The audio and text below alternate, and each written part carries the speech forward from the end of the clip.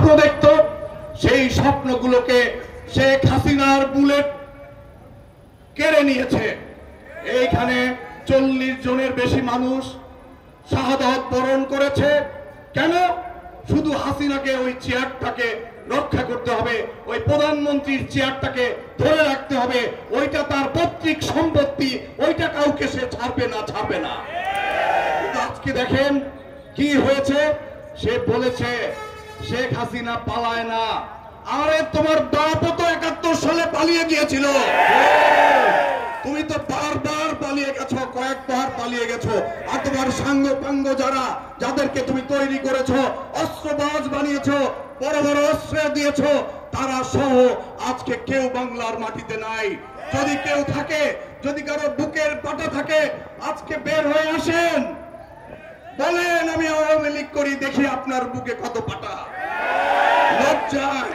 লজ্জায় বলতে পারবেন না। অনেক আওয়ামী লীগ হয়তো আছেন, আমাদের মধ্যে থাকতে পারেন, আমাদের আশেপাশে, আমাদের এলাকায় আছেন, আপনাদের এলাকায়ও থাকেন, কিন্তু লজ্জায় বলতে সাহস পান না।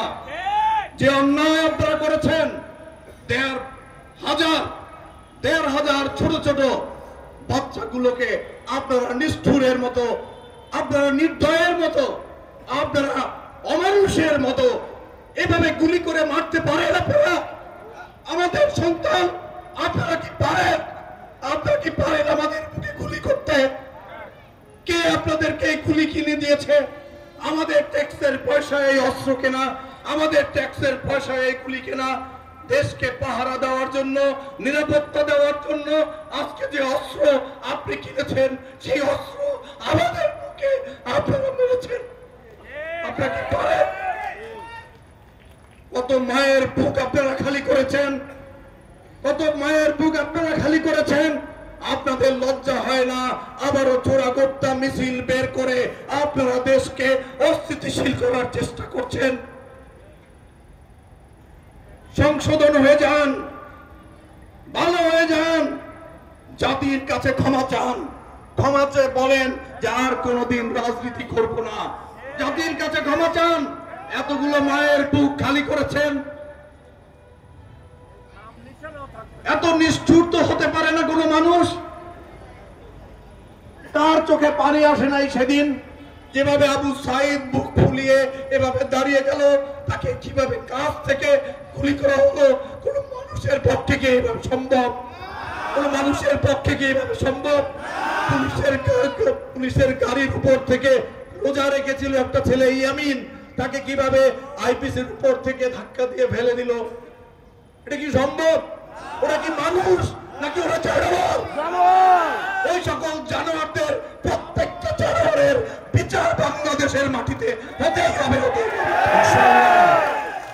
বাংলাদেশের মানুষ পীরের জাতি, বাংলাদেশের মানুষ সময় দেয়, বাংলাদেশের মানুষ ধৈর্য ধরে, কিন্তু যখন রুখে দাঁড়ায় তখন কোন স্বৈরাচার, কোন ফেসিবাদ বাংলাদেশে টিকতে পারে না।